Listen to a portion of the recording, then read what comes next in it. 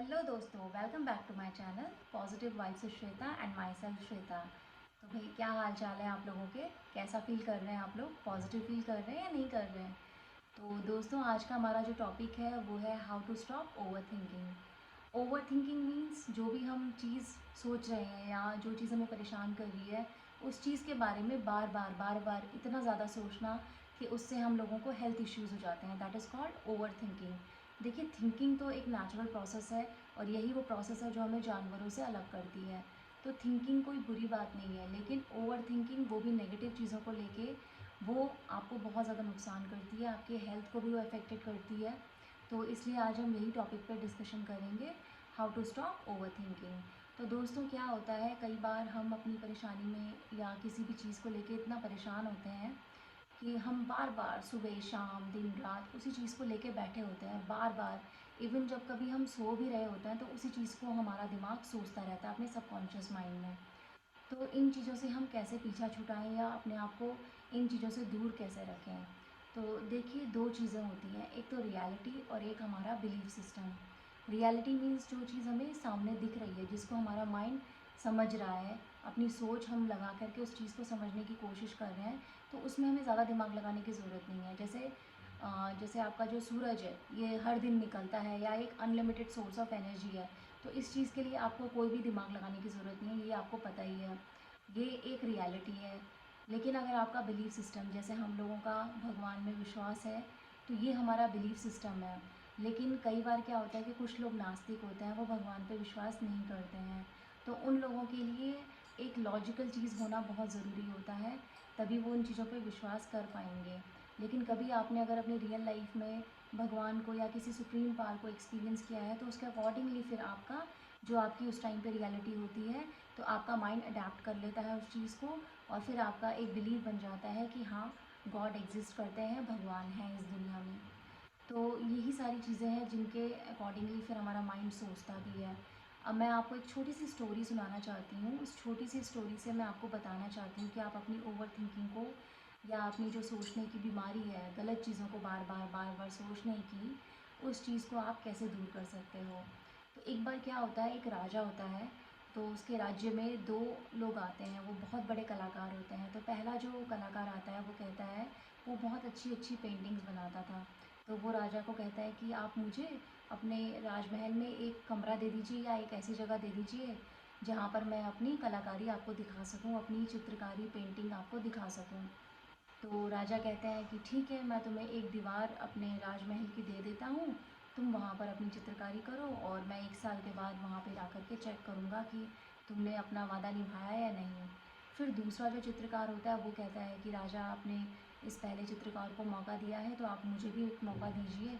मुझे केवल ये बताना है आपको कि मैं केवल उस जो भी वो चित्रकारी करेगा उसका ही रेप्लिका या फिर उसकी प्रतिबिंब को ही बनाऊँगा, सेम टू सेम वही कॉपी करके बनाऊँगा और आप बीच में एक पर्दा डाल देना, जिससे कि मैं उसकी चित्रकारी ना देख सकूँ और आपको ये भी ना लगे कि मैंने अपना वादा पूरा नहीं किया। तो राजा को बड़ा आश्चर्य होता है पहले तो शुरुआत में कि ऐसा कैसे पॉसिबल है कि कोई बिना देखे सामने वाले का सेम टू सेम कॉपी करके चित्रकारी बना देगा। लेकिन फिर भी राजा उसको एक मौका देते हैं। और जब 1 साल के बाद राजा वहाँ पर चेक करने के लिए जाते हैं, तो पहले वो पुराने वाले जो पहले आया था चित्रकार, उसकी पेंटिंग को देखते हैं। तो वो पेंटिंग बहुत ही अच्छी बनी होती है, बहुत ही सुंदर बनी होती है। राजा उसकी पेंटिंग को देख के बहुत खुश भी होते हैं। तो राजा उसको बहुत सारा इनाम, बहुत सारे हीरे जवाहरात और वो सारी चीज़ें देते हैं। फिर उसके बाद राजा जाते हैं दूसरे वाले चित्रकार के पास, जिसने कहा था कि मैं पहले वाले चित्रकार की कॉपी बनाऊँगा, बस बीच में आप एक पर्दा डाल देना। तो राजा जब उस दूसरे वाले चित्रकार के पास जाते हैं, तो वहाँ पर उसको देख कर के वो बहुत ही ज़्यादा आश्चर्यचकित हो जाते हैं कि इसने ऐसे कैसे बना दिया जबकि बीच में पर्दा लगा हुआ था। फिर वो अपने सिपाहियों को कहते हैं कि आप ये पर्दा हटा दीजिए। तो जब वो चेक करते हैं तो सेम टू सेम उस दूसरे चित्रकार ने पहले चित्रकार की तरह ही वो पूरी की पूरी अपनी पेंटिंग बनाई होती है। और जबकि उसने उस पेंटिंग को बनाने में केवल पानी का और एक बाल्टी पानी लेकर के और एक कपड़ा लेकर के, बस इन 2 चीज़ों का उसने यूज़ किया होता है। तो राजा जब देखते हैं उसकी कलाकारी तो वो बहुत ही ज़्यादा अचंभित हो जाते हैं। फिर वो राजा उस चित्रकार से पूछते हैं कि भाई, तुमने तो किसी रंगों का यूज़ भी नहीं किया, कोई भी जो नॉर्मल चित्रकारी में यूज़ होते हैं औजार, उनका कोई यूज़ नहीं करा।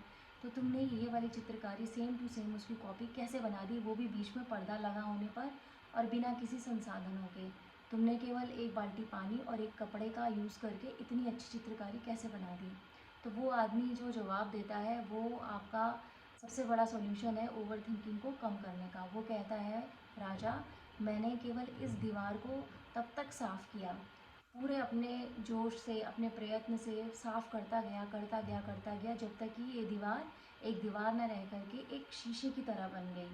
और उस शीशे में मुझे सामने वाले की चित्रकारी का क्या दिख गया, प्रतिबिंब दिख गया। जब पर्दा हटाया राजा ने, तो जब एक साइड आपके शीशा होगा, तो एक साइड पेंटिंग होगी, तो ऑब्वियसली एक साइड शीशे में आपको उस सामने वाली चित्रकारी का प्रतिबिंब दिखेगा।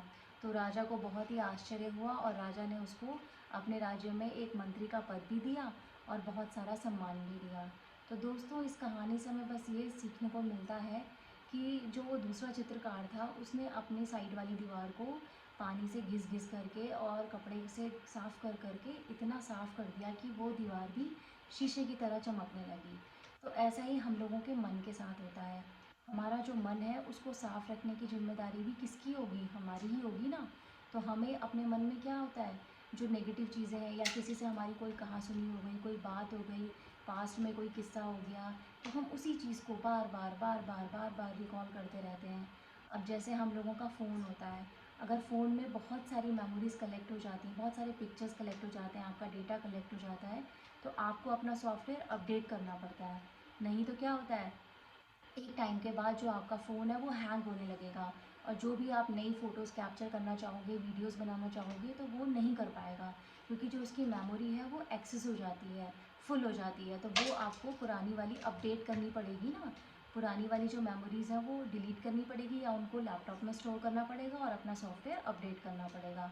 तो ऐसा ही हम लोगों के साथ भी होता है। हम लोगों को जितने भी हमारे माइंड में पुरानी चीज़ें हैं, पुराने ग्रजेज़ हैं, पुराना किसी से हमारा किस्सा हो गया, कहासुनी हो गई, या किसी को हम पसंद नहीं कर रहे हैं, तो उन चीज़ों को हमें लेट गो करना है अपने माइंड से। जितना हम अपने माइंड में स्पेस खाली रखेंगे, उतना ही नई पॉजिटिव चीज़ों को हम एब्जॉर्ब कर पाएंगे। तो हमें ओवर थिंकिंग को ऐसे स्टॉप करना है। अगर सामने वाला हमारे साथ कुछ बुरा कर रहा है, तो हमें केवल अपनी ज़िम्मेदारी लेनी है, क्योंकि हम केवल अपने माइंड को कंट्रोल कर सकते हैं, सामने वाले के माइंड को नहीं। तो कम से कम हम अपने माइंड को कंट्रोल करेंगे, तो हमारा माइंड बैलेंस रहेगा, स्टेबल रहेगा और हम ओवर थिंकिंग नहीं करेंगे।